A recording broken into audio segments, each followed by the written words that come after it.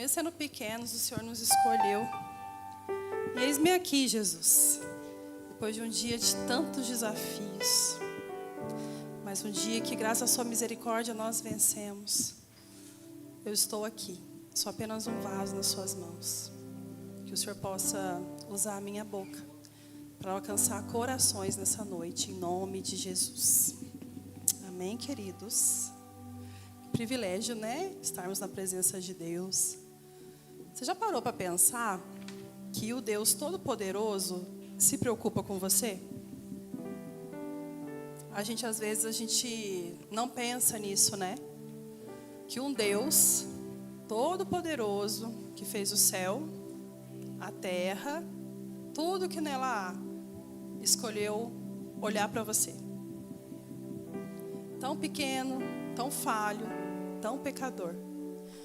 A palavra do Senhor diz que todos pecaram e destituídos estão da presença de Deus, né? Ou seja, estão fora. Porém, através do sangue de Jesus, hoje nós temos livre acesso à presença de Deus. Então saiba que você é um privilegiado. Até porque o Senhor não busca pessoas perfeitas. Ele busca corações dispostos. E eu tenho certeza que se você está aqui nessa noite é porque existe um coração disposto dentro de você. Um coração disposto a ser uma pessoa melhor, a buscar Jesus. Acha um versículo para mim, Asaf. Ele está em Salmos. Eu não me lembro exatamente qual que é o versículo, mas ele fala que nós somos pequenos. Não, quem é o Senhor para que se lembre de mim? Você vai saber, você é inteligente. Você vai achar. Aí você me fala. E eu estava pensando sobre isso, sabe? Às vezes tanta correria da nossa vida, do nosso dia a dia, e a gente vai ficando de uma forma tão natural que nós esquecemos o Deus que nos chamou, né? E o Senhor que te chamou, Ele não desiste de você. Você pode até desistir dele, mas Ele sempre vai te chamar. Ele sempre vai... Falei que era esperto? É esse mesmo. Salmos 8:4. Que é um simples ser humano para que penses nele. Que é um ser mortal para que te preocupes com ele. Quem somos nós para que o Senhor se preocupe conosco? Com cada pensamento seu, com cada sentimento seu. Saiba que o Senhor se preocupa com cada detalhe da sua vida.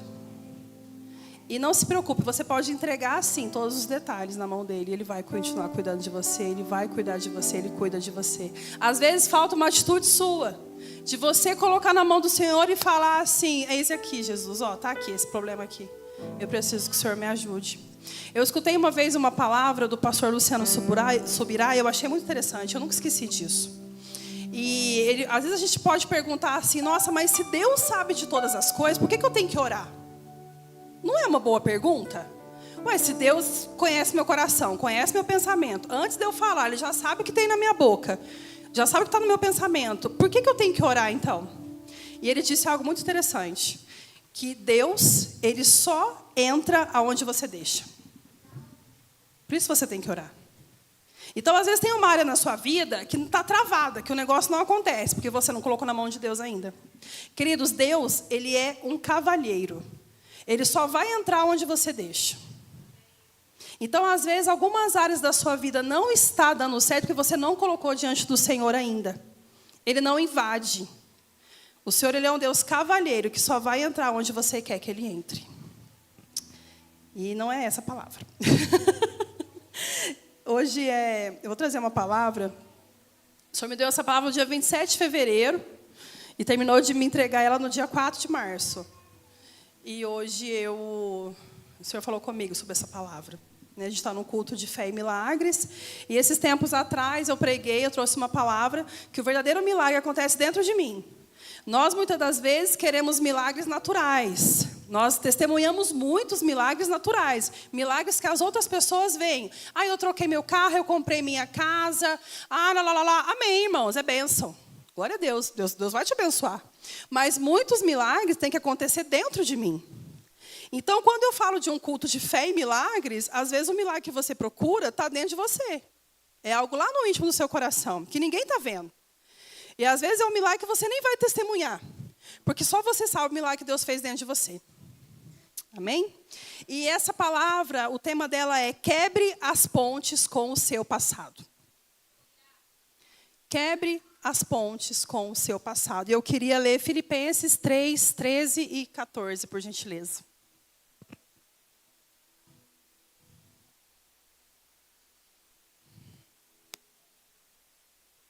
Ó. Vamos comigo, Arthur. Vamos comigo. Vamos no Espírito, irmão. Em nome de Jesus. Vamos. Tem que ser rápido. Filipenses 3, 13 e 14.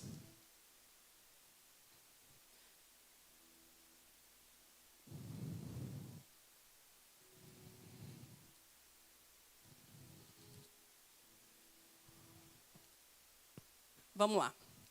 É claro, irmãos, que eu não penso que já consegui isso. Porém, uma coisa eu faço: esqueço aquilo que fica para trás e avanço para o que está na minha frente. Corro direto para a linha de chegada a fim de conseguir o prêmio da vitória. Esse prêmio é a nova vida para a qual Deus me chamou por meio de Cristo Jesus. Amém? Pode deixar, Tu. Pode deixar, pode voltar lá.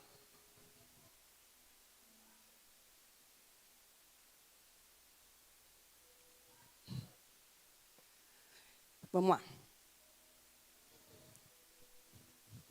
Esse prêmio é a nova vida para o qual Deus me chamou por meio de Cristo Jesus. Queridos, em Cristo Jesus, nós temos uma nova vida. Existe uma nova vida para você. Obrigada, meu amor. Deus abençoe. Então, você precisa deixar para trás o seu passado. Você precisa esquecer as coisas que já ficaram para trás. Né? Quando Deus me deu essa palavra sobre quebrar as pontes do passado, quando você imagina uma ponte, se você atravessa a ponte, ela sempre tem um lugar de voltar, né? Você pode atravessar, e se você quiser voltar, você vai voltar por ela, por essa ponte. E quando o Senhor manda você quebrar a ponte, é porque muitas das vezes seguir o plano de Deus exige de nós romper com a ponte do passado. O que tem lá no seu passado que ainda faz com que você não avance? O que existe na sua história? Que ponte é essa que você ainda olha para trás e impede de avançar? O que é? O que acontece? É uma mágoa de alguém que um dia te feriu? E você fica preso nisso? É a sua história? Todos nós temos uma história, meu irmão. Cada um aqui tem uma história. Alguns têm uma história mais triste, outros têm uma história que ainda é uma história interessante, mas todos nós fomos feridos em algum momento da nossa história. Só que você precisa deixar tudo para trás, para seguir o que o Senhor tem para você. Então você tem que quebrar essa ponte de uma vez por todas e avançar no propósito que Deus tem para a sua vida. Mas, pastor, eu escuto tanto essa questão de propósito. Que propósito que o Senhor tem para mim? O primeiro propósito que eu tenho para você é que você seja filho e filha de Deus. Ele é o primeiro propósito. O propósito não está ligado, não está diretamente ligado ao ministério. Meu propósito é ser um pastor. Meu propósito é ser um missionário. Sim, isso é uma missão que Deus tem para você. Uma missão. Alguns têm a missão de ser empresário, alguns têm uma missão de ser um pastor, alguns de até ser um missionário, ir lá na África, pregar a palavra de Deus. Isso é uma missão, mas o propósito que Deus tem para você é ser filho de Deus. Entende? Você tem que caminhar a sua vida cristã em se tornar filho de Deus.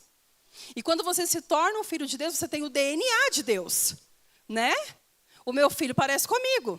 Ele tem alguma característica minha, né? Tem a característica do meu esposo, porque ele tem o nosso DNA. Você tem que ter o DNA de Deus. Então, o seu propósito tem que ser esse. Você tem que caminhar, avançar para o alvo, que é Jesus, para que você seja filho de Deus. E como que você vai ser um filho de Deus? Lendo a Bíblia. Conhecendo esse Deus. Sabendo como que Ele age em determinada circunstância, sabendo o que ele é capaz de fazer, e você vai começar a ter uma mentalidade de filho, de filha. Então, esse é o seu propósito. O seu propósito não é ser um religioso, que vem nos cultos da quarta, 7h30, no domingo, às 6 e vai na célula na terça. Não, não é isso. O propósito é que você seja filho de Deus e não religioso. Porque religião é fácil, gente, de verdade. Religião é fácil.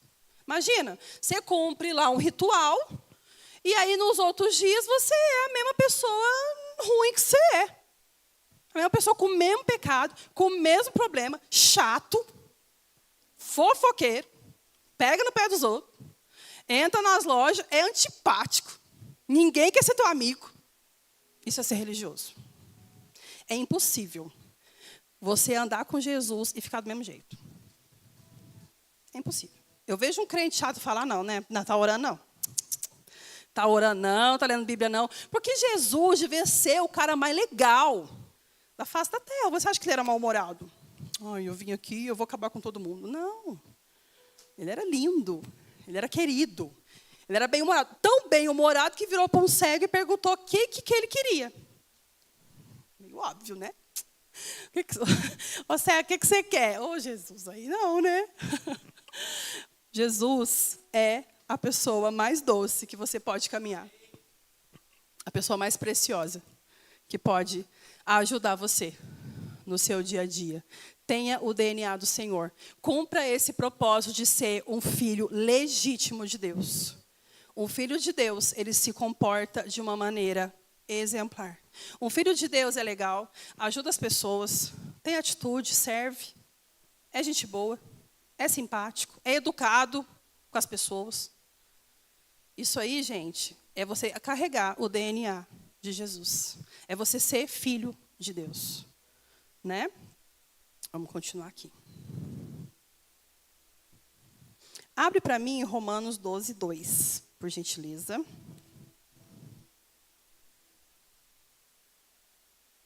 Não vivam como vivem as pessoas desse mundo, mas deixem que Deus os transforme por meio de uma completa mudança da mente de vocês. Assim vocês conhecerão a vontade de Deus, isso é, aquilo que é bom, perfeito e agradável a Ele. Uma das coisas que faz com que eu quebre a ponte do meu passado e seja um filho de Deus é que eu mude a minha mente. A minha mentalidade ela tem que ser renovada, ela não pode ser igual desse mundo. Tem uma frase muito errada que a gente costuma falar. É a cultura da cidade tal. É a cultura da cidade X. Meu irmão, filho de Deus só tem uma cultura, a do céu. Essa é a cultura do filho de Deus.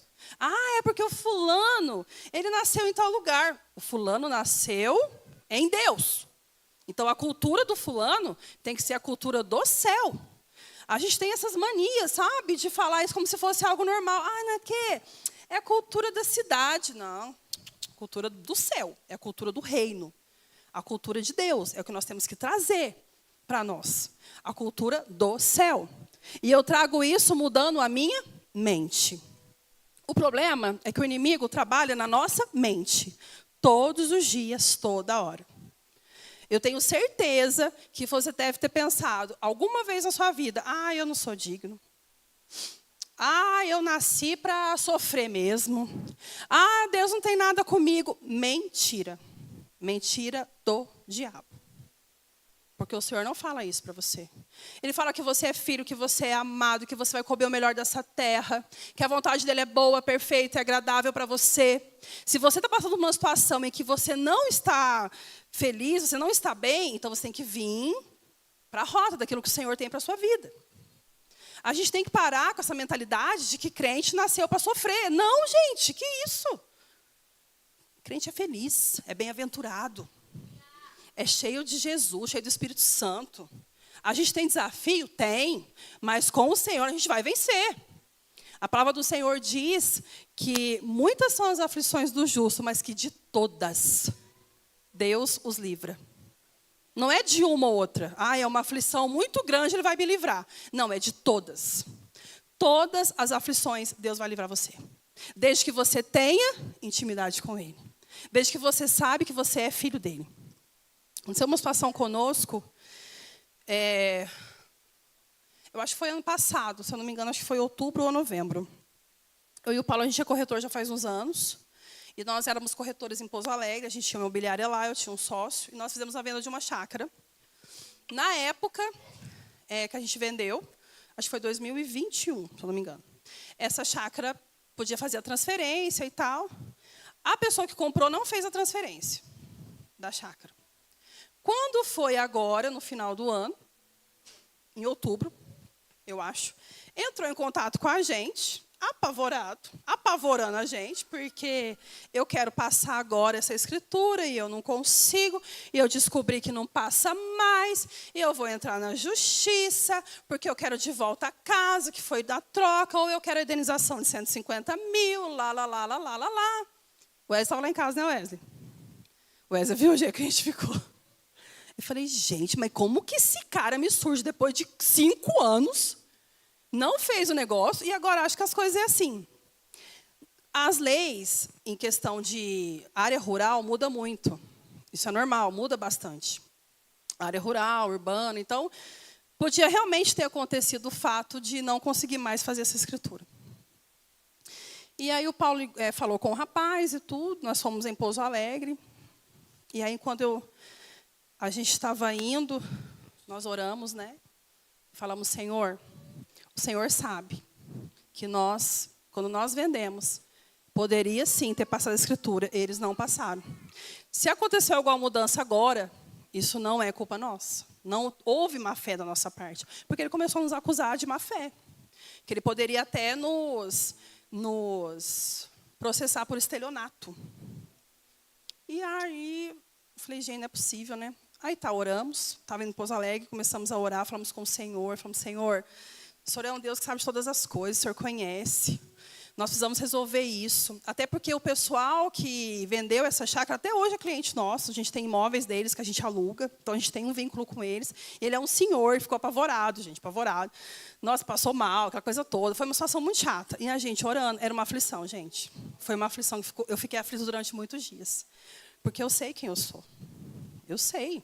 Imagina, sai de Pouso Alegre, misericórdia, tá doido? Sempre damos direito, nunca fizemos isso. Imagina, misericórdia, está amarrado. E aí, oramos. E aí, a gente foi até lá e falou com esse cara aí. Ele falou assim, aonde que é o escritório? Eu falei, não tem mais escritório aqui, mas eu vou até a sua casa. Aí nós fomos até a casa dele. Chegamos lá, conversamos com ele. E ele, assim, muito que sabia de tudo, aquela coisa toda. E eu sei que não passa. Eu sei que isso aí não vai passar.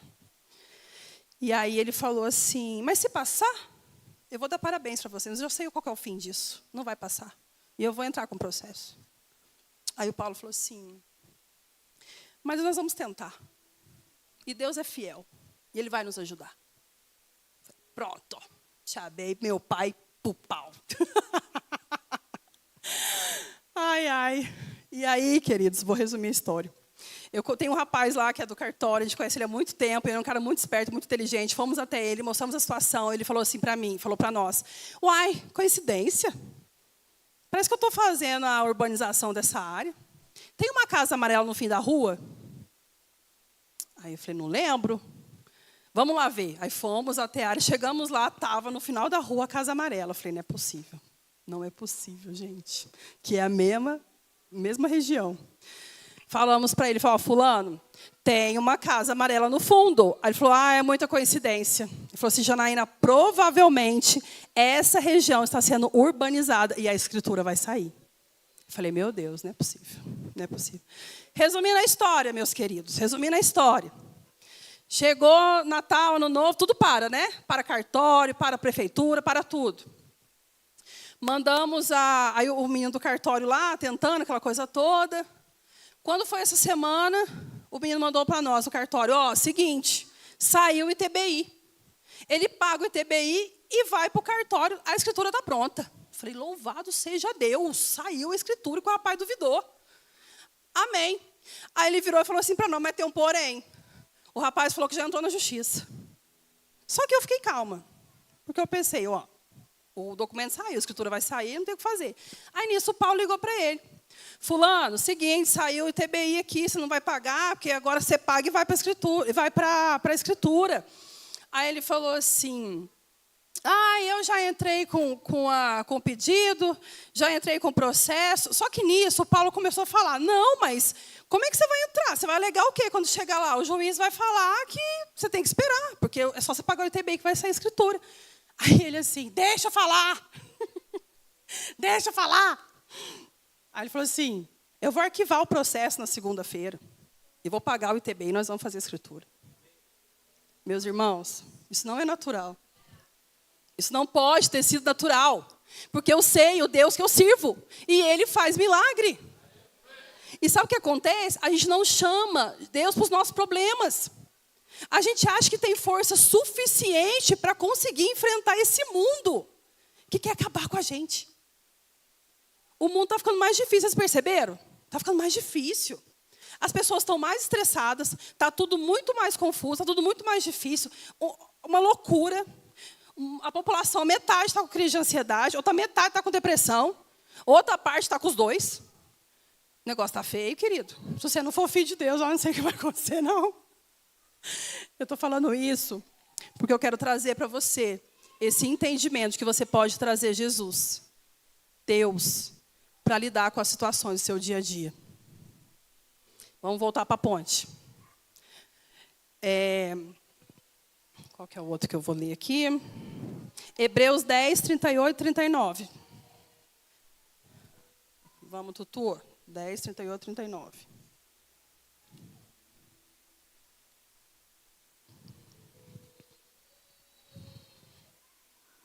Hebreus.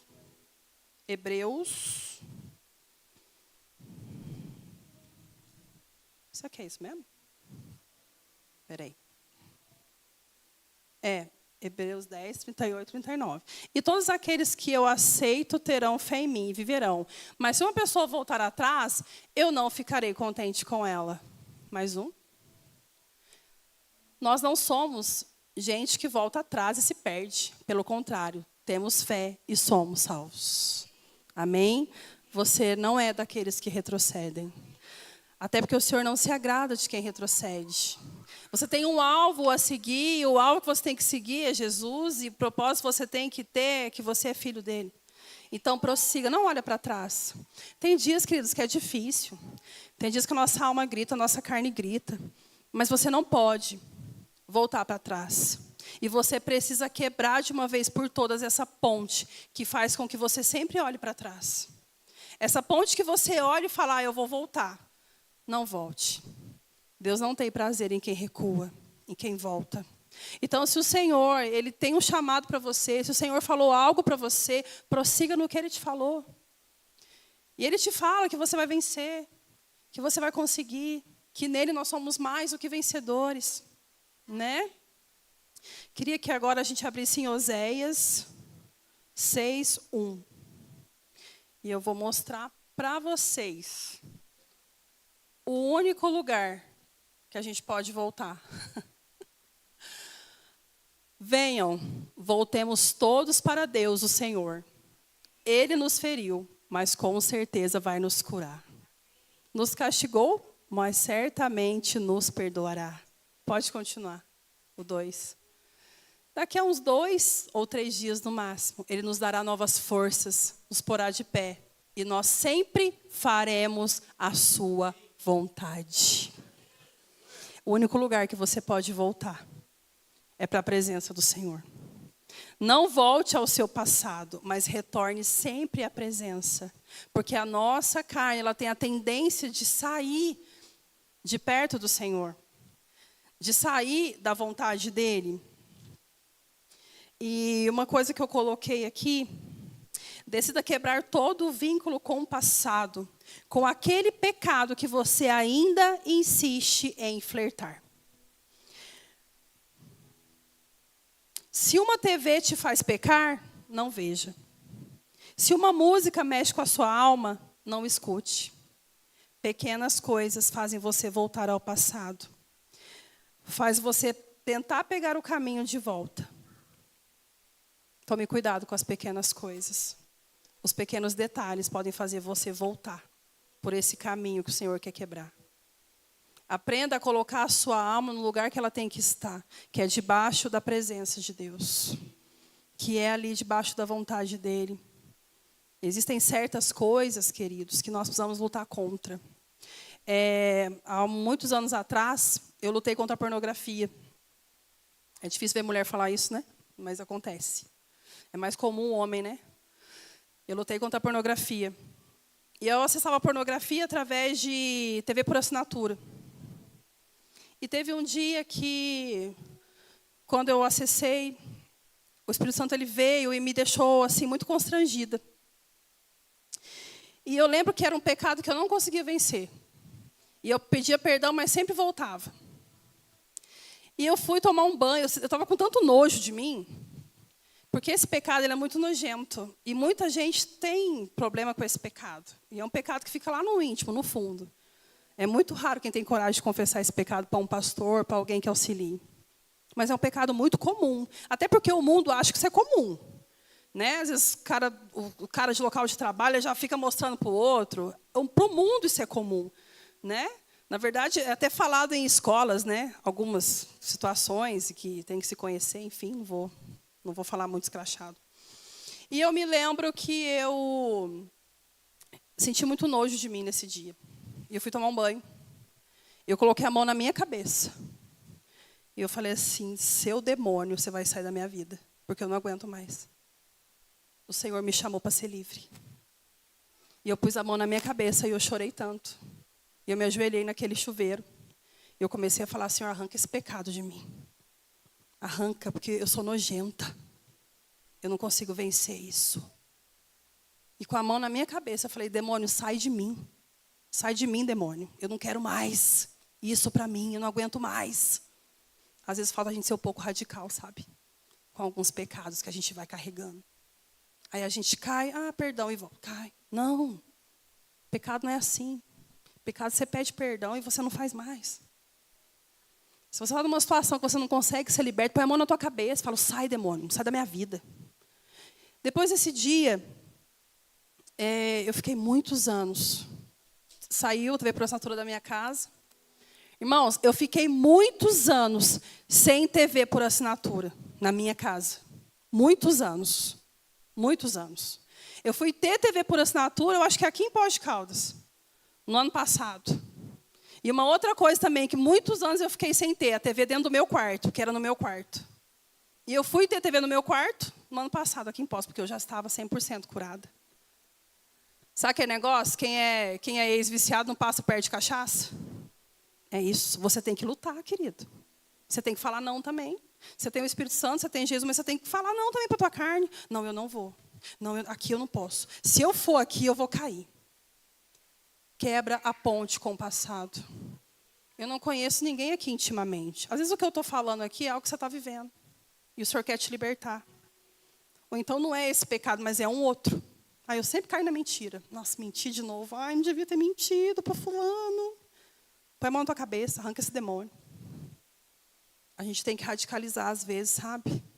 Porque Jesus morreu na cruz para nos salvar e o ato de Deus, de deixar o filho dele morrer na cruz para nos salvar, foi um dos atos, o ato mais radical que já existiu. E a morte de cruz era a morte assim, que era uma morte que só quem era amaldiçoado ia para a cruz, ele não tinha nenhum pecado. Eu vi uma frase naquele filme A Forja, não sei se vocês já assistiram, ele é muito bom. Assistam A Forja, ele é muito bom. E ele fala assim que... Acho que eu anotei essa frase. Deixa eu ver se está aqui, senão... Estou acabando. Tá bom, vou falar do que eu lembro. Ele falava assim, um Deus que fez tudo por mim, por que eu não posso dar tudo para Ele? Ele fez tudo por você. Por que você não pode dar tudo para Ele? Dá o seu coração, dá o seu pensamento, dá a sua mente, dá a sua vida, dá a sua história. Entrega a sua história para Ele. Se a sua história é triste, você foi abandonado, você foi abusado, entrega para Ele. Jesus, está aqui a minha história. Eu estou te dando tudo. Uma vez eu estava orando e eu comecei a orar, falar algumas coisas com o Senhor. E o Senhor falou assim para mim, filha, eu quero tudo que é teu, até o que é ruim. O Senhor não quer só que você é bom, não, meu irmão. Ele quer tudo de você. Ele quer você por inteiro. Até porque a obra é do Espírito Santo, ela não é tua. Né? Então ele quer tuas manias. Ele quer tudo, ele quer você inteiro. Não tenha medo de se entregar por inteiro. Vai ser o melhor para você, vai ser saúde para os seus ossos. Vai ser saúde para a sua carne, para a sua alma, para o seu pensamento. Saúde para quem está na tua volta, saúde para a tua família, para a tua casa.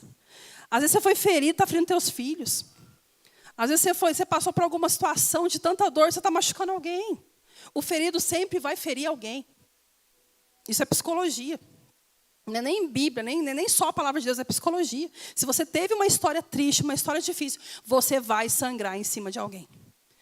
Seja seu marido, sua esposa, seja seus filhos, você vai sangrar. Só que Deus, quando pede todas as coisas para você, quando pede você por inteiro, Ele vai curar você. Ele vai te curar. Sabe? Então a gente tem que aprender isso, aprender a se entregar, sabe? De uma vez por todas. Sabe, eu entrei nesse lugar de me entregar mesmo para o Senhor, sabe? De me entregar tudo. Eu era uma pessoa muito carente, queridos, meu Deus. Eu era uma pessoa que queria muito a aceitação das pessoas. Eu queria ser amada, mas eu queria ser aceita pelas pessoas. Então eu não tinha opinião. Eu queria ser aceita. E eu me lembro que um dia eu entrei no quarto e eu falei, Espírito Santo, eu não quero mais ser assim. Eu quero ter a minha identidade. Eu não quero gostar de alguém porque fulano gosta. Não quero gostar de alguma coisa porque fulano gosta. Eu não quero comer isso aqui porque fulano gosta. Eu não quero me vestir assim porque fulano está vestindo assim. Não, eu quero saber o que eu gosto. A identidade o Senhor tem para mim. Quem sou eu, Jesus? E o Senhor começou a mostrar a minha identidade. Você gosta de tênis. Você é alegre. Você é animada. Você gosta de animar as pessoas. O seu temperamento é esse. É assim que funciona. A sua fraqueza é essa. Queridos, Deus quer restaurar a sua identidade também. Quem é você? Quem é você? Eu tive essa pergunta quando eu fiz psicanálise a primeira vez. E é uma pergunta que a psicanalista fez para mim, eu não sabia responder. Ela falou assim, quem é você? Eu falei, cara, quem sou eu? O que eu gosto? Como é que eu quero que meu cabelo fique? Porque agora todo mundo usa o cabelo enrolado, porque a gente tem que se aceitar. Eu quero meu cabelo liso. Tá tudo bem. Tá tudo certo. Tá tudo bem. Eu quero enrolado. Cara, você quer assim? Tá tudo bem. É a sua identidade, é você. Para de seguir o que os outros falam, ou pensam, ou querem que você seja. Quem o Senhor quer que você seja? Às vezes você é uma pessoa alegre, feliz, animada, está aí. Triste, chateado, porque não é quem o Senhor quer que você seja. Isso também faz parte de você quebrar as pontes com o passado. Coloque-se de pé, por favor. Nós já vamos finalizar.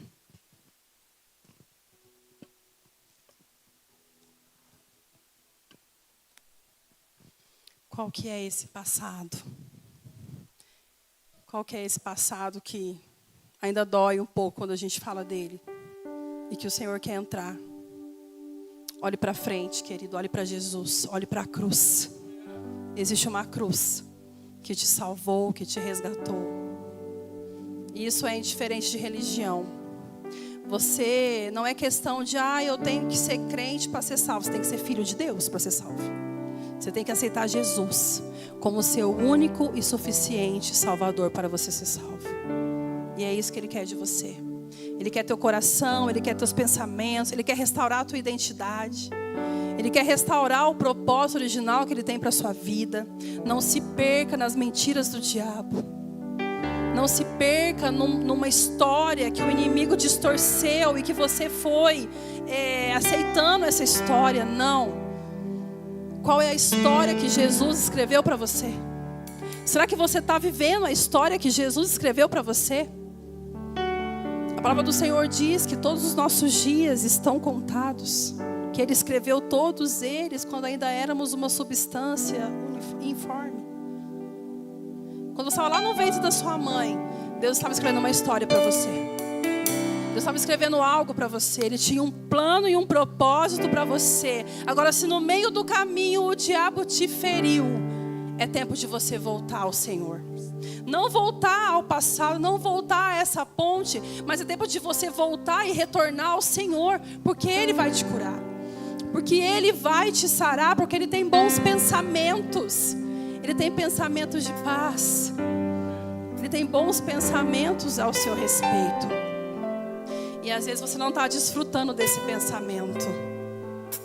Se pergunta isso nessa noite: Senhor, quais são os seus pensamentos para mim? O que o Senhor tem para mim? Onde o Senhor quer que eu esteja? Qual é o local que eu tenho que estar? Com quem eu tenho que estar? Dá tempo ainda de você entrar na história que o Senhor tem para você. Porque o nosso Deus, Ele é um Deus de recomeço. Ele faz nova todas as coisas. E a misericórdia dele se renova sobre nós todos os dias. E nós só estamos aqui pela misericórdia dele que já se renovou sobre nós.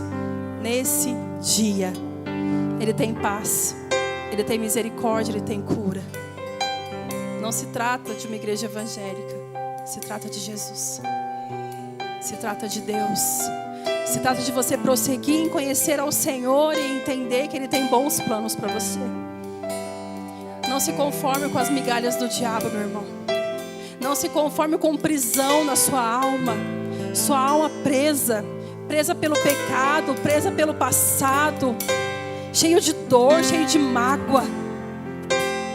Quando você está sozinho, é só solidão, é só tristeza. Chega. O Senhor tem bons planos para você. E o milagre é esse. E esse é o milagre que você veio buscar aqui essa noite. É você ser livre na sua alma. É você ser curado na sua alma. Coloque a mão no seu coração.